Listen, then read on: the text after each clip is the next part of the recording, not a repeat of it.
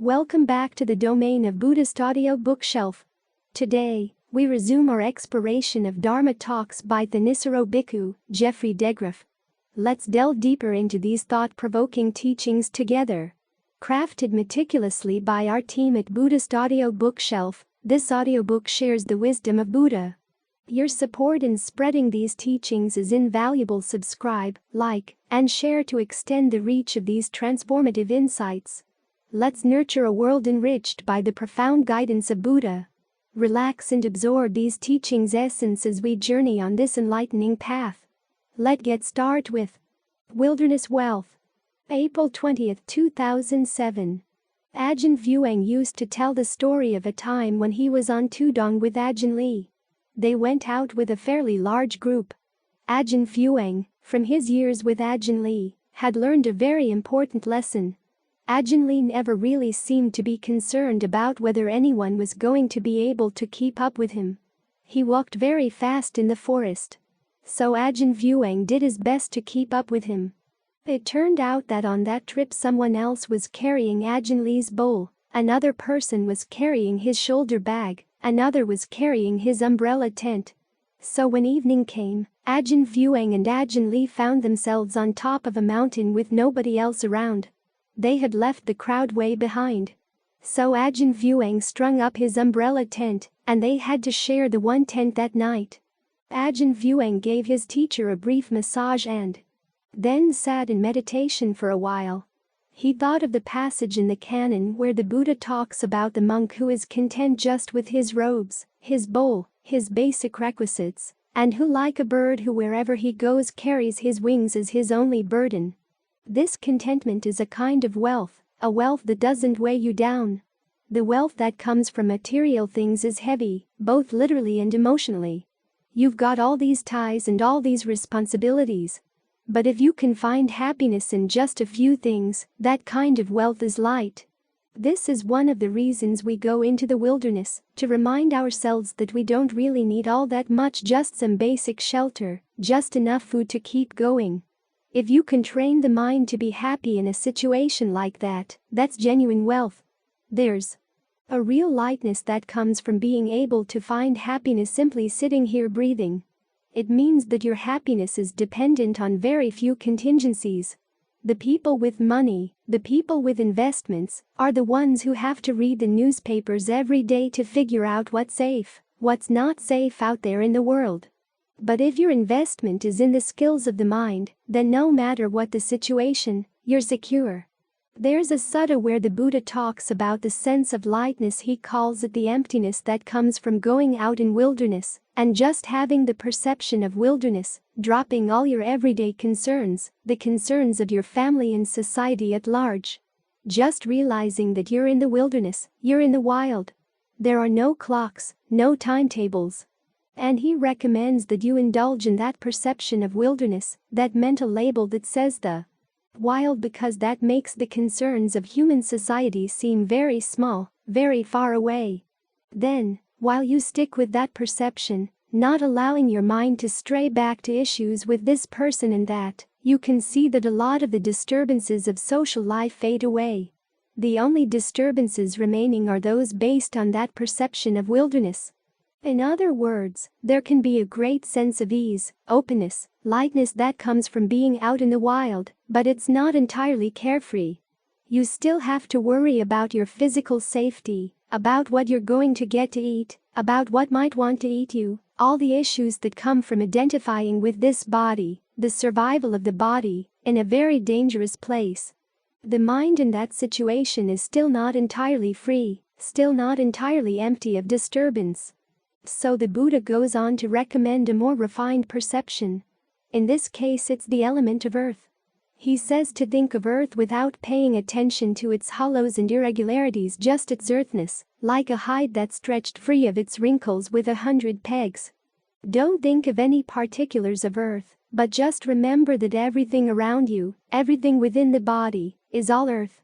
And as far as you can think out in any direction, it's earth. Actually, you can do the same with any of the other elements or properties as well. Wind, fire, and water. Wind is the energy that permeates everything. Fire is the warmth, water, the coolness and cohesion. These perceptions apply inside your body and out. When you're not thinking of yourself as a being in wilderness, but just thinking of the body and what it has in common with everything around it, it blurs the distinctions. First, you blur the distinctions inside the body. So often we think of ourselves as a little spirit that inhabits the head, and the body is just a lump. But you want to create a sense of unity there as well. Remember that your head is earth, you've got bone all around it. The muscles and skull. You've got blood vessels, you've got blood in the vessels. All this material stuff here in the head is exactly the same as the material stuff down in the body. Think about that for a while. Try to maintain that perception, that mental label. There's no real distinction. What's up is the same as what's down. This is one of the applications of the bases of power. Up and down are basically the same. You've got blood in your head, you've got blood in your feet. The blood that's in your feet right now was in your head a little while ago. The blood that's in your head right now is in your heart, your intestines. It's all part of the same thing. Just keep that perception in mind. To help erase any sense of distinction. From there you spread it all around you. There's earth all around you, wind all around you. Fire, water. All of these properties stretch out in all directions. When you keep that perception in mind, the thought of being in wilderness seems coarse because that's always concerned with survival. Where you're going to eat, what kind of shelter you're going to find. If you were out in the woods right now in the rain tonight, that would be a big issue. How are you going to keep warm? But if you just keep your mind on the perception earth, then the question of your survival, the question of your comfort fades into the background. You can actually use the perception of fire to warm yourself up, or at least warm the mind up. You can think of the fire element permeating the whole body, not only around the skin, but down into the organs. The potential for warmth exists in everything. Sometimes using that label can accentuate that particular property, so the mind is less concerned about the chill of the rain outside. What this shows you is the power of your perceptions. The way you perceive things can create disturbance in the mind or can drop the disturbance. That's an important lesson right there. Even just these thoughts of wilderness, thoughts of elements, are the beginning of the Buddha's teachings on how to induce a lack of disturbance in the mind. You go to more and more refined perceptions. From the physical properties, you go to infinite space, from space to infinite consciousness, consciousness permeating everything, from there to nothingness, and then on to neither perception nor non-perception. And then to what the Buddha calls the themeless concentration of awareness. At that point you've gone even beyond the notion of oneness. Oneness actually takes you only as far as the infinitude of consciousness. To get beyond that to nothingness you have to drop the thought of the oneness. In other words, the sense of one consciousness permeating everything. You go beyond the oneness, then you go beyond even any theme, any nimitta for the meditation at all. The Buddha's definition of nimitta doesn't have to do with seeing lights or hearing sounds. For him the nimitta of right concentration is the four establishings of mindfulness, the four satipatthana.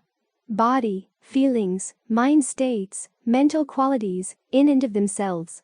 Yet there's even a state of concentration that doesn't focus on those themes at all. It's totally independent. No object whatsoever, but awareness is concentrated. But even that, he says, is fabricated.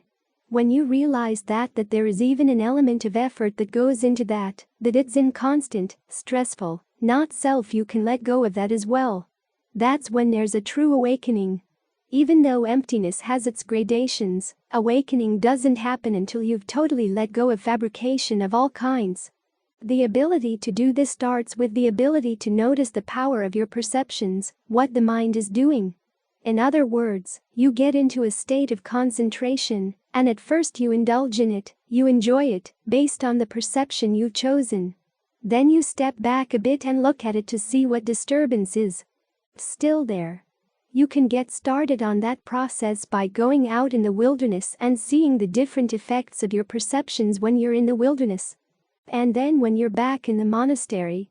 For lay people, when you're here in The relative wilderness of metta as opposed to your homes, that reflection gets you started in the right direction. You see that the problem of suffering is not anything out there. It's largely in the way you perceive things, the way you fabricate things. And the process of meditation is a progressively refined understanding of that teaching, an understanding that goes deeper and deeper, gets more and more subtle, but it follows the same basic principle all down the line. So learn to appreciate the power of these perceptions. Wilderness as opposed to society, the elements as opposed to wilderness. Once you've hit the higher levels of emptiness, you look back on these early ones and see how crude they are. But you also appreciate them because they're useful in getting you to where you want to go. The more you're able to content yourself with little, keeping your possessions few, your responsibilities few, the better the situation you're in to observe these things, to learn from them, to discover wealth that's even greater than contentment, a wealth that's no burden at all. Disenchantment. April 29, 2007. One of the traditional principles of the teaching is that when the mind gains concentration, it's able to see things as they are. Actually, the Pali term means seeing things as they've come to be. There's an interesting passage where the Buddha makes a distinction between bhava and Buddha. Bhava means a state of being, becoming, the process of becoming, which is a combination of past karma plus our present karma. But then Buddha means things as they've come to be.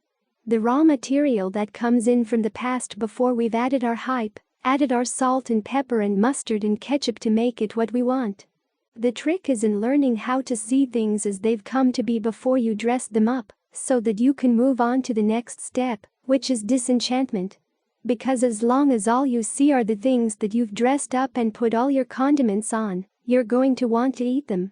But if you see the raw material before it's been dressed up, before it's been fixed up, you lose your taste for it.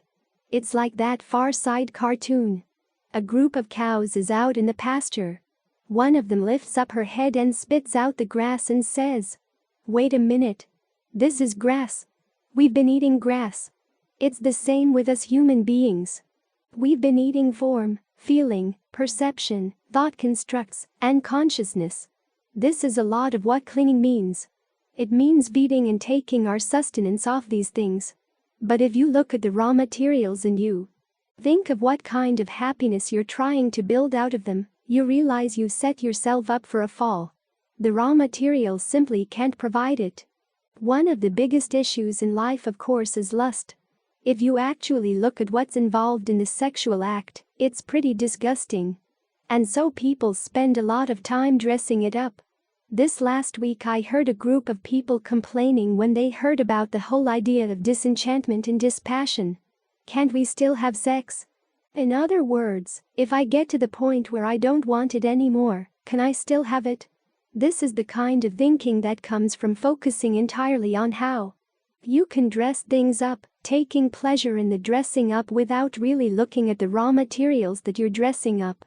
If you look carefully at just what's there, without all the hype, without all the added condiments, you really lose your taste. And it's very difficult for people to look at what's already there, because there's so much involved in the adding on. Look at dependent co-arising. It's interesting to note that the Buddha doesn't start everything out with sensory contact, because contact comes at least 1/3 of the way through all the factors. A lot of other things come even before you've had your first contact with the senses. There are all these attitudes, these intentions, ways of paying attention, and all the different forms of fabrication. These already color the way you're going to approach sensory contact. And these are the factors that make all the difference between whether it's going to cause stress and suffering or whether it's not. So normally we bring this huge parcel of attitudes to apply to the present moment, to shape the present moment. And one of the main purposes of concentration is to learn how to pare that down, so at the very least you know what you're bringing. You look at fabrication. The bodily fabrication is breath. Verbal fabrication is directed thought and evaluation. Mental fabrication is feeling and perception. These are the basic elements the Buddha has us focus on as we concentrate. First, of course, we learn how to dress them up in a new way. In other words, bring the directed thought and evaluation to the breath to create feelings of comfort. You use your perceptions to maintain that sense of comfort. So these elements, the fabrication and intention that we normally bring out of ignorance, we're now shaping them with knowledge, with awareness, so at the very least we can be clear about what we're doing. It's only when we're clear about what we're doing that we can begin to pare away the unskillful things in what we're doing. The intentions that lie to us, the mental verbalizations that lie to us. We begin to see right through them. Okay, this is a lie. This is not the way things actually are. This isn't how the way things work. We begin dropping those things. We're looking at the nuts and bolts. We're looking at the processes that we bring to the present moment, that we bring to sensory contact. And as we look more directly at the processes, we begin to see how false and artificial they are. This is what helps to bring about Yatha Buddhanana Dasana, the knowledge and visions of things as they've come to be. So you look at the raw materials and you realize you've been eating grass. You thought it was something really special, but it's just grass or even worse. And when you can let yourself look at that consistently enough, that's when knowledge leads to disenchantment. The word nibbida sometimes can be translated as disgust. The kind of disgust that comes not because things in and of themselves are disgusting, but simply because we were trying to feed on them. We haven't really been paying careful attention to what we've been feeding on. We begin to see that the things we've been drawing nourishment from really don't have the nourishment we thought they provided. As Ajahn Lee once said, it's as if most of the flavor comes from our own saliva, like a dog chewing on a bone. The only flavor the bone has to offer is the dog's own saliva. That's what we've been bringing to it. You see that it's a futile process, and seeing that is what leads to dispassion. The reason why dispassion makes such a difference is because we've been so involved in the activity of dressing things up and making them into something that they're not.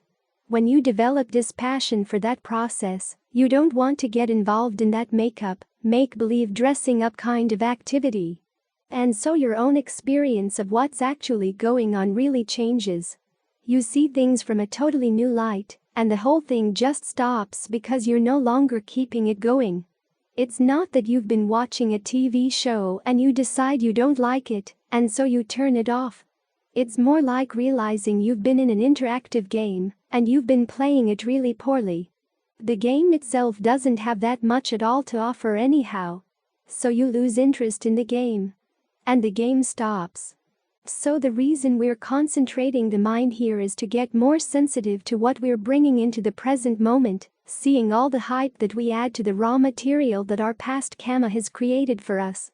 We realize no matter how great we are in hyping things, the raw material simply cannot provide what we're looking for. No matter how skillfully we try to make it into something that's lasting and reliable, the materials are ready to fall apart all the time.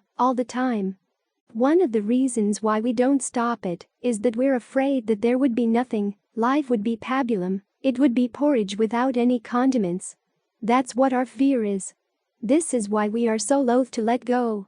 But the Buddha's great discovery is that when you stop dressing things up, you open up to something that doesn't require any dressing up at all. It's much better to begin with. And all this effort to make things delicious was getting in the way of the happiness you actually wanted. This is when things open up, this is where dispassion leads to release. And it's a release that you can know. It's not like you're blanking out. If that's all it was, if we just blanked out totally, what would you know? Nothing. But the happiness of release is something you can know. You can know this freedom. It comes from taking all these processes apart. So this is why we meditate. This is why we bring the mind to concentration. Not so that we can just hang out here and have a good time, but so we can see the processes of the mind. How they try to create happiness out of raw materials that simply can't provide it, or at least not in the really lasting, reliable way that we want. The Buddha's advice is to use them in a new way, to create a path. After all, what else are you going to work with? How would you create a path unless you took those aggregates that you were using for one purpose and used them for another? Meditation is a different way of dressing up the present moment using form, feeling, perception, thought constructs, consciousness as tools. You dress them in a different way. But in the process of dressing them in a different way, you get to see processing as it's happening. You come to realize that this kind of happiness that you create by following the path is much greater than what you had before. Ultimately, it will take you to a point where you even let the path go. As Ajahn Lee said, that's where it gets really good. In the Land of Wrong View. June 11, 2007. You probably know the passage in the canon where Ananda comes to see the Buddha and says, half of this holy life we're leading, half of this practice is having friendship with admirable people. And the Buddha says, don't say that, Ananda. The whole of the practice is having friendship with admirable people. This doesn't mean that other people can do the practice for you. It simply means that having the right people around you, associating with the right people, enables you to get on the path to begin with and to stay there. There's another passage where the Buddha says he doesn't see any external factor that's more helpful for awakening than friendship with admirable people. Of course, the primary example of the admirable friend is the Buddha himself. He's the example. Which sets up the challenge. He claims that he was able to find true happiness, a happiness that wasn't dependent on conditions, through his own efforts, and that we can attain it through our efforts, too. Simply keeping that claim in mind and looking at the example of his teaching, the example of his behavior as it's recorded, and the examples of people who have followed his teachings down through the centuries. Keeping that claim in mind puts your life into perspective. You can ask yourself, do you want to accept that challenge to see if it's true, or do you just want to turn your back on it? Or are you going to be very selective in thinking about it sometimes and hiding it away at others? It's a choice you've got to make. It's best to keep it there in the background all the time because it enables you to live your life to its highest capacity. We talk about getting the most out of life. Well, finding true happiness is certainly getting the most out of life. This is where we begin to see the importance of having genuinely admirable people as friends, because there are a lot of other theories out there about what it means to get the most out of life, and they're especially strong in our society. We have little boxes in our houses that teach us all kinds of weird things about where happiness lies, what kind of happiness is possible, and what kind of happiness is desirable. You have to ask yourself, are those boxes TVs, radios, computers your friends or not? When you hang around with them, what kind of friends are you hanging around with? What kinds of ideas, what kinds of values are you picking up from them? Because it's not just the flesh and blood people you associate with who create your mental environment. You also associate with the people who wrote the books you read, who produced all the shows you see, who made the video games you play. The question you always have to ask is, why is there somebody out there who wants me to believe this? And exactly what are they asking me to believe? What assumptions am I accepting when I accept their ideas or even start thinking in line with them? Yesterday I was talking with some businessmen who were saying that when you're in business, you've got to be aware of people who are unscrupulous, but even when you're associating with people who are scrupulous in their business dealings, what assumptions are you picking up from them about the best way to spend your time, the best kind of values to have? You've got to question those values. Are they really in line with your own true interests? Do they clash with the Buddha's basic teaching that happiness comes from training the mind? There are a lot of different areas out there in the world where we could be competing with one another. Some people try to compete in being smarter. Some people compete in trying to be wealthier, better looking, stronger, more powerful in the sense of being able to influence a lot of people. And you've always got to ask, is that really good for you? When you hang around with a group of people, what are the basic assumptions that underlie your friendship, underlie your interactions? If you're serious about your practice, you've really got to cordon off an area of your heart through the meditation, so that when you've been dealing with people, you come back home and sit quietly and say, okay, what did I pick up? What germs of ideas did I pick up from these people? Even something as innocent as listening to the news. There's not only the bias of the particular newscaster, but also a deeper bias that underlies all the news. that you get through the media, which is that the most important things happening in the world right now are things that other people are doing someplace else. And that right there flies in the face of the Dhamma. The Buddha's teaching is that the most important thing in life is what you're doing right now. And you want to be skillful about it. You don't want your attention to be distracted by other people's behavior. At most you look at them as examples. Is this person's behavior a good example? A bad example? But your primary focus has to be on what you're doing right now. That's one of the questions the Buddha has the monks ask themselves every day. Days and night fly past, fly past.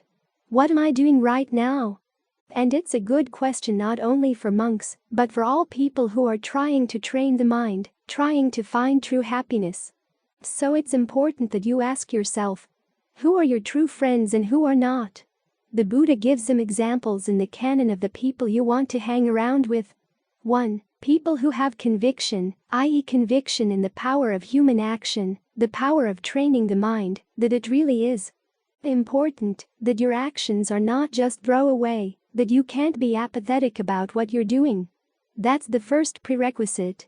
The second one is that you want to find people who are generous not only because they'll be generous to you, but also because they'll teach you generosity by example, so you can pick up some of that habit. If you're going to be competing with one another, learn how to compete in being generous rather than in accumulating. The third prerequisite is that you want your friends to be people of virtue, people who have strong principles about certain types of behavior that they won't engage in, because they know that those things are harmful. Again, you benefit. Not only because they're not going to harm you, but also because they'll teach you how to be harmless. And they'll remind you that this is important.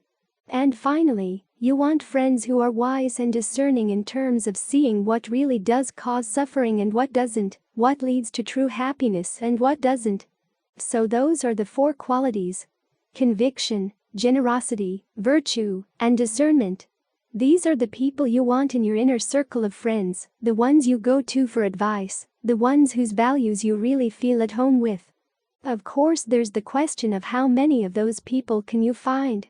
If you have trouble finding them outside, you've got to develop this set of friends inside. This is one of the reasons that Ajahn Lee, for example, talks about having the breath as your friend, because being able to stay in touch with your breath helps you watch the motions of your mind. It helps to alert you to when you've picked up germs from other people. And in terms of your reading and the things you listen to, read Dhamma books, listen to Dharma Talks. Be selective in your reading of the Dhamma, because there are all kinds of Dhamma out there, true and false. The Buddha gives some examples to help you sort out which is which. True Dhamma teaches you to be unburdensome. It teaches you to develop dispassion rather than passion, thinking and acting in ways that will loosen your fetters rather than tie them tight, acting in ways that don't lead to entanglement, don't lead to self-aggrandizement. This last is a big problem in America. These are some basic principles to watch for in your behavior, to watch for when you're trying to decide what's Dhamma and what's not. Just because a book says it's a Dhamma book doesn't mean that it is a Dhamma book. And conversely, there are a lot of books out there that may not be Dhamma books in an overt way, but they do teach good lessons. So learn to be alert to that. But ultimately, the best test is for you to develop as much integrity and as many admirable qualities within yourself as you can, and to be very clear about what your values are. If you're going to be competing with other people, compete in being virtuous, compete in being generous, in having conviction, in being wise.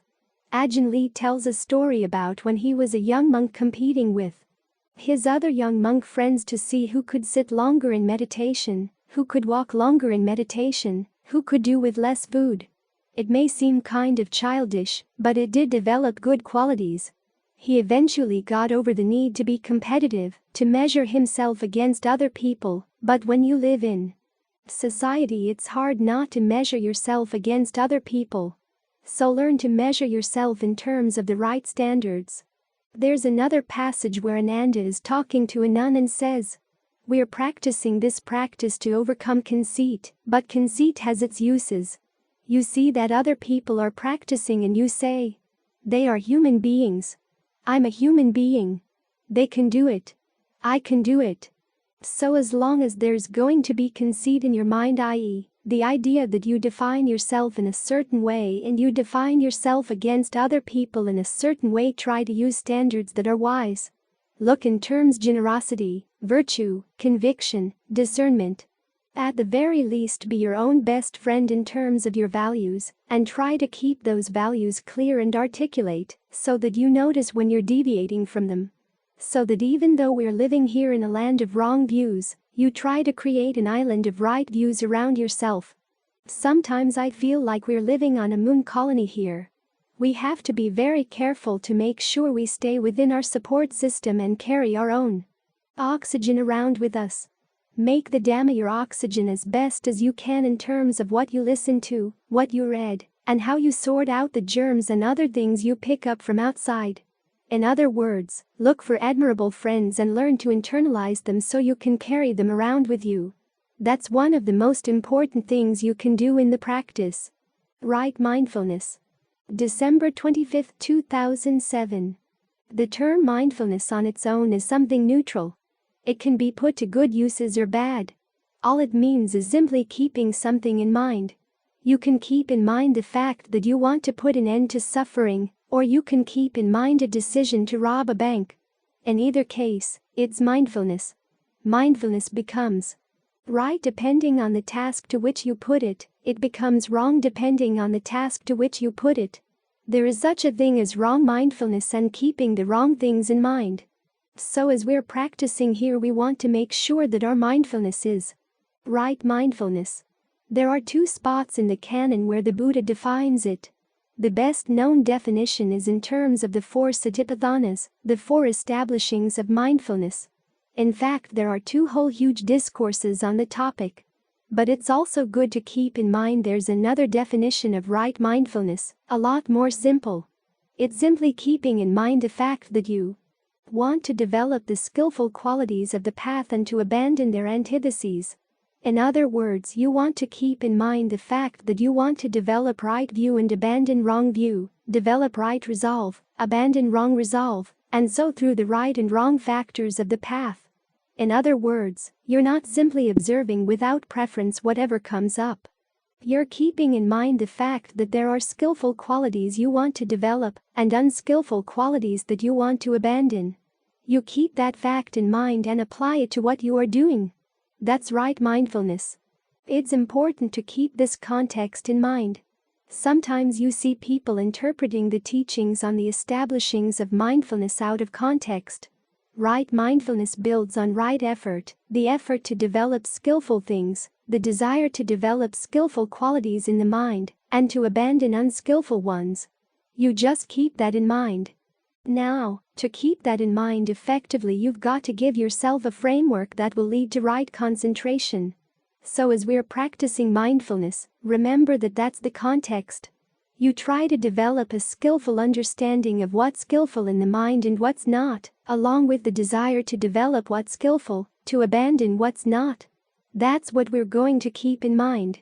The best way to remember something is to have a good solid framework, a good solid foundation, a good frame of reference, which is where the establishings of mindfulness come in.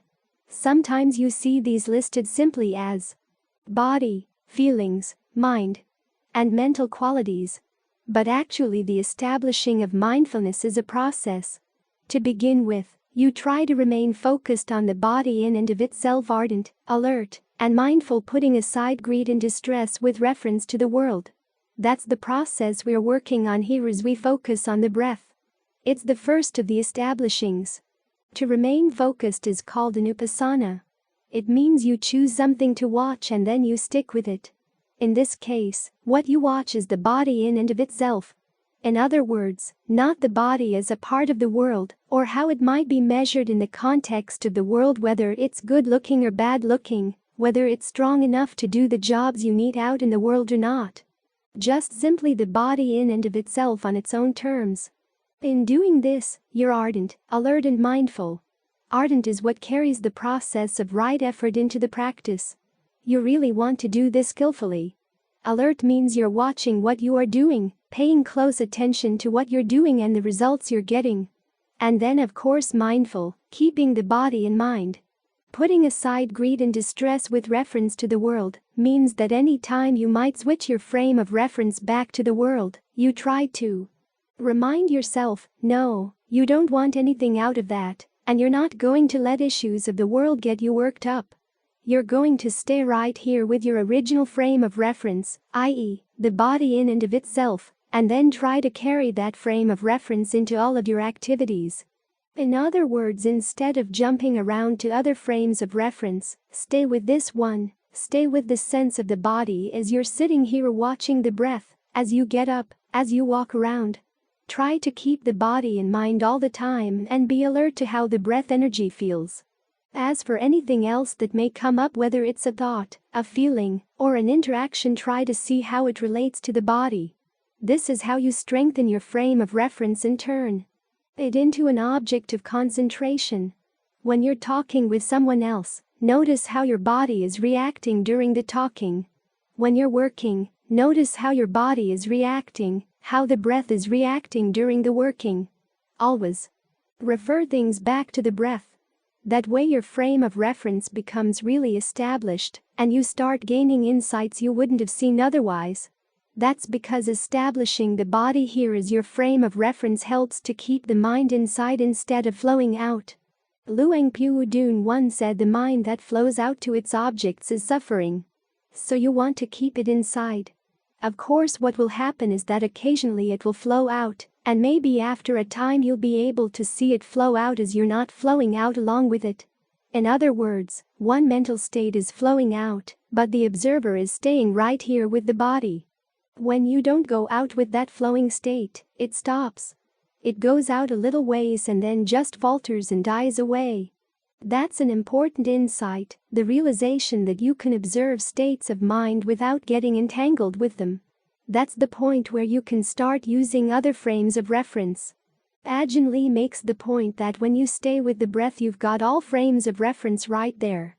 There's the feeling associated with the breath. There's the mind state trying to maintain concentration, and then there are the various mental qualities. Either the hindrances that are coming in to interfere with your concentration or the factors for awakening that are helping it along. You want to be able to make use of all four. Staying with the body helps you to observe the mind, helps you observe feelings and mental qualities without getting sucked in by them. This is why the meditation begins with the breath. This is why when the Buddha gave instructions in how you could develop concentration in a way that brings to fruition all four establishments of mindfulness, he said to stay with the breath. As you stay with the breath, you focus on the breath in ways that deal with feelings, that deal with the mind, that deal with mental qualities, but you never really leave the breath. You simply train yourself to observe things in conjunction with the breath. So of all the various places you can establish mindfulness, the breath is the most important, the most crucial, the one you really want to work on the most. There's a passage in the text where the Buddha says you can focus on the body internally, externally, or both internally and externally.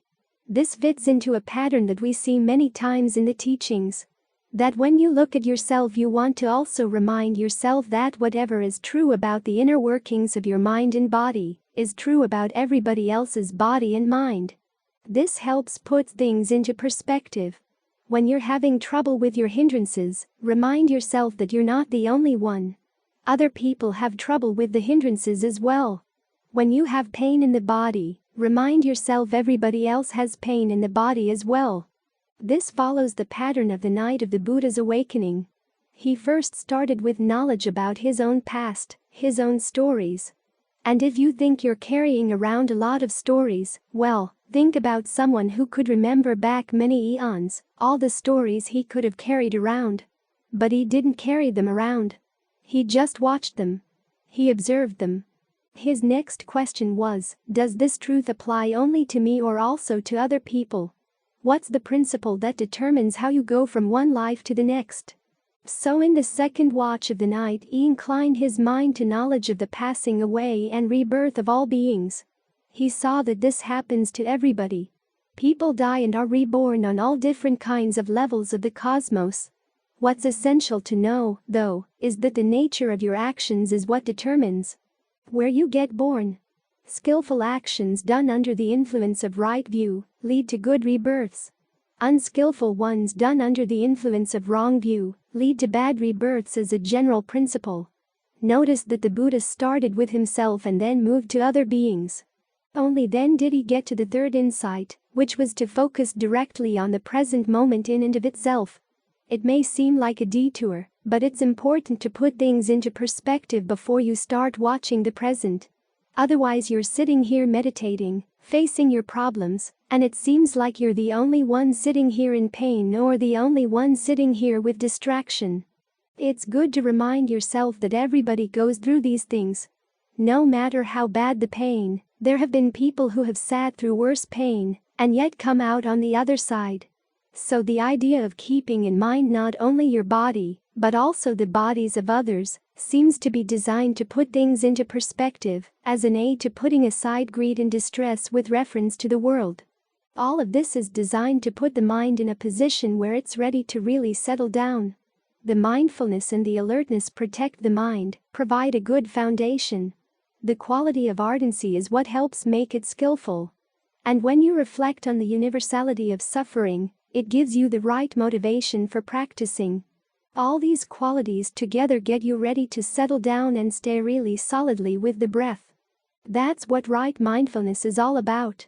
It's not simply about observing what arises and what passes away and just letting it arise and letting it pass away. It's not so much about allowing, as about directing the mind in a skillful direction toward right concentration. When you're observing things arising and passing away, whether in the body or the mind, it's not just a matter of being a passive observer. You want to observe them so you can understand them, and you want to understand them so that you can learn to have some mastery over them. So that you can direct the states of mind, you can direct issues that arise in the body in the direction of right concentration. If there are pains in the body, what can you do? How can you relate to the pains in such a way that they don't knock your concentration off course? How do you breathe in a way that helps spread some pleasure around in the body? What attitudes do you develop toward what's going on in the body and the mind to help get you over any difficult patches? That's what you want to keep in mind. So right mindfulness is not only a matter of having the right place to focus your attention, it's also a matter of bringing the right attitude, remembering the right attitude. The attitude that motivates right effort, the desire to do things skillfully and let go of unskillful habits. When you have that attitude in charge, your mindfulness does become right mindfulness, the kind of mindfulness that helps bring all the factors of the path together. 129. The best of a bad situation. December 26, 2007. If you ever go to Thailand and spend some time in the Buddhist world over there, you'll be struck by the emphasis placed on the issue of protection. People make merit because they feel the merit will protect them. One of the most popular sayings there is that the Dhamma protects those who practice the Dhamma. People go to monasteries hoping for protective blessings. There's a huge market in protective amulets. What it comes down to is that people there have a very strong sense of how unstable society is, that there are lots of dangers all around. So they look to the Dhamma for protection on one level or another. And living over there, I came to take that attitude for granted. But on coming back to the States in the early 90s, I found a huge difference. Over here the Dhamma was mainly concerned with how to make the best of a good situation. Society seemed stable, the economy was thriving, everybody was happy. People wanted to meditate so they could learn how to make the most of their pleasures. How to not hold on to them too tight. Learn to accept the fact that these pleasures were impermanent, but basically learning how to let go of one pleasure so you could embrace another. That seemed to be the main attitude. Then there came the airplane attacks and everybody's attitude changed. All of a sudden people were suddenly aware of danger. And it's interesting to see how people who were so complacent reacted with such terror to the fact that their lives might be threatened, their society might be threatened as if it hadn't been threatened before, and if it had suddenly become a possibility. I mean, The immaturity of people's reactions was amazing to see. That's what happens when people who expect nothing but good things to come their way suddenly find something bad comes their way. They haven't learned the skills to deal with bad situations. Some people said that the attacks burst their complacent Buddhist bubbles. Of course, that's an oxymoron, a complacent Buddhist. But that was the kind of Buddhism we had back in those days. It was very complacent. People were used to consuming good things, not learning how to produce good things in their life, even in the midst of a bad situation. This is what the practice of meditation is all about. In fact, all of Dhamma practice consists of how to make the best of a bad situation. We have that chant regularly. We are subject to aging, subject to illness, subject to death, subject to separation, and yet we want to be happy. The Buddhist teachings are precisely instructions on how to be happy in the midst of impermanence, in the midst of inconstancy, stress, things that lay beyond our control. In other words, we gain training not just in being consumers of happiness, but in being producers of happiness. This is what the teaching on the power of karma is all about. So that no matter what the situation, you know how to find happiness. It's like being a good cook. A good cook can walk into the kitchen, and no matter what food is there in the kitchen can make something really good out of it. So this should be our attitude as we meditate. As you sit down to meditate, you'll find some days that things are going well and other days things are not going well at all. You've got to pull out your toolkit to see what tools you have to deal with that particular problem. Sometimes it's just a problem of a bad mood, some days nothing seems to go right. You want to think of these things as training opportunities because worse situations are going to come along: serious illness, unexpected accidents, death, and they're not pretty at all. Remember in the old days how they would talk about how life is good, death is a part of life, therefore death can be good. Death is no good. You lose control of the body, all kinds of things happen. So you really need to prepare for it. This is why we practice concentration, why we practice discernment, so that we'll have the tools we need at that point. We also want to practice the right attitude that no matter how bad things get, there's still something we can do about it. If you haven't developed the skills to deal with this particular problem facing you right now, well, use your ingenuity. Try to remember what different Dhamma teachings you've learned and see what might be relevant. The attitude that one meditation technique can cover all situations is a definite mistake. The Buddha himself never taught that. It's just part of our modern assembly line approach to meditation. Just give people one method and all their questions will be answered. All you have to do is whatever you do in the course of the day, just stick with that one method, and it will see you through. It's like Henry Ford's old statement: we'll give people whatever color they want, as long as it's black. One car for everybody's needs. As meditators, we have different needs. And even as an individual person, you'll find you have different needs as you go through the day, as you meditate, deal with other issues that come up in your life. So it's good to have a full set of tools, and then to gain a sense of what tools will work for you right now. When the mind is reluctant to practice, what can you do to get it back in the mood to practice? If it seems scattered, with lots of frenetic energy, how can you put that frenetic energy to good use? If it seems sluggish, how can you wake it up? Instead of looking at these problems as obstacles, look at them as challenges, as opportunities to develop new skills, to learn how to produce a really great meal out of unpromising ingredients. One of my students in Asia was a chef before he became a monk. He told me about one time when they had a set meal at this club where he was working and cream of asparagus soup was on the menu. They ended up having a lot more people come than they had anticipated, and they were running out of soup. So he went into the kitchen and said, "Don't anybody come in, don't see what I'm doing." He went and got all the asparagus scrapings and peels out of the trash, put them in the blender, seasoned it well, and came up with a perfectly acceptable asparagus soup. So you want to have that same attitude toward your meditation. Sometimes the materials are not promising. You've got the body and it's got pain. Well, remember that someday further on in your life, the pain is going to be a lot worse. It's not going to just be an issue of pain at that point. You'll actually be facing the end of your life. And it may happen that the people around you will be getting all upset as well. You want to learn how to not pick up their mood and how not to go with the story of how you're going to miss this and miss that. You've got to learn how to put those things aside. You have to figure out how to deal with the pain so that it doesn't overcome you, so it doesn't sap your strength. So often the way we deal with pain is what saps the strength that we really need to use at a time like that. How do you learn not to go with all the stories that are screaming through your mind? Well, it turns out that these are the skills you learn as you meditate. How not to go with a vagrant train of thought, no matter how insistent it may be, no matter how relevant it may be to certain issues in your life. When you realize that this is not useful at this very moment, as a good meditator, you should learn how to put it aside even when it's screaming in your mind again and again and again. Your attitude has to be, okay, maybe I can't get you out of the mind, but at least I'm not going to let you have the whole mind.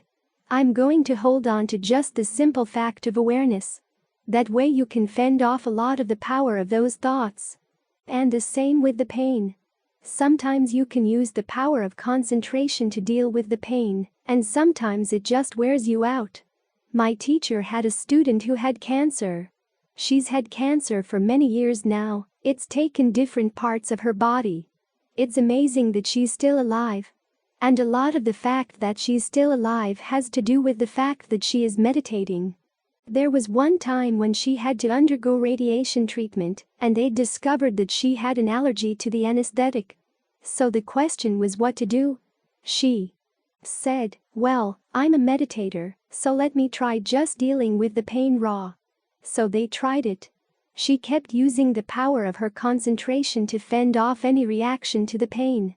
She was able to get through the treatment, but she came out exhausted. Ajahn Fuang visited her the next day in the hospital, and she told him what had happened.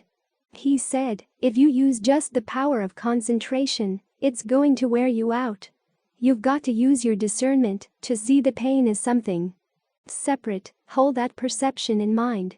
The awareness is one thing, the pain is something else, your body is still something else. In other words, the sensations of body are the earth, water, wind, fire sensations. The pain is something else.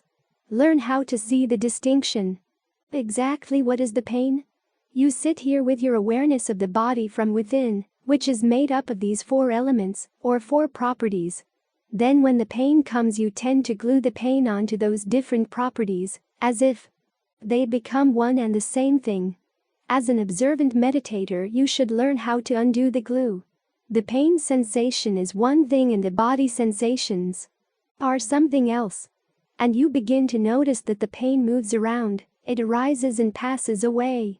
It's a lot less solid when it's separated out like this than it was when it was glued, say, to the earth sensations, your sense of the solidity of the body, or the pressure of the blood flowing through that particular part of the body, as it runs up against the solid parts, or whatever. So no matter how bad things get, remember that the skills of meditation are there to make the best of a bad situation. How you can still find happiness in the midst of birth, aging, illness, death, and all the craziness that tends to go on around us. How you can maintain your sanity in an insane world. And having the confidence that no matter how bad it gets, there's always an approach, there's always a tactic, there's always a strategy, there's always a skill. This is why the Buddha made dukkha pain, suffering, stress his first noble truth. He pointed directly to the issue that most people like to run away from. He said, look, you got to comprehend this. Only when you comprehend pain can you put an end to it. So he was willing to face down the pain, face down all the facts of aging, illness, and death. He talks about these things not because he's pessimistic, but because he's optimistic. He has a solution. So try to keep that optimism in your own mind that there is a solution for every bad mood that comes through the mind, every bad situation there is around you. There is a way to respond skillfully, there's a way to maintain a sense of well-being no matter what. That's going to require that you change the boundaries of what you claim as you and yours. Remember that those boundaries were simply part of an attempt to find happiness. It's not like you're abandoning anything essential. You're just putting your true happiness first, which is why you had those boundaries to begin with. You claim certain things as yourself, certain things as belonging to you because you feel that you have some control over them and they can help you find true happiness. But in many cases you find that you've got to abandon these things because they actually weigh you down. When the Buddha has us let go like this, he doesn't have us let go and just be deprived. He has us let go because he's got better tools. So have that confidence. And if you find that you haven't developed the skills that you need to deal with these particular issues, well, when times are good, work on them. And even when they're not good, work on them. I don't know how many times people have come to me saying, there was a period when things were pretty bad in my life, and I didn't have any time to meditate. Well, that's precisely the time that you need to meditate. And even if you don't have time to sit with your eyes closed, the breath is still there. All the mental skills that you need in the course of meditation can be developed in any situation. It's just that it's easier to develop them when you are sitting here with your eyes closed. But they are meant to be used no matter how bad the situation gets. That's a sign of how good they are. As today's session draws to a close, we extend an invitation for ongoing engagement. Just as Buddha advocated sharing his teachings for the greater good, we urge your involvement. Help propagate these profound teachings universally by subscribing, liking, and sharing. Your active contribution ensures these invaluable insights transcend boundaries. Embrace this opportunity to ignite positive change and nurture empathy. We eagerly anticipate your presence in future episodes, uniting to enlighten minds and cultivate compassion globally.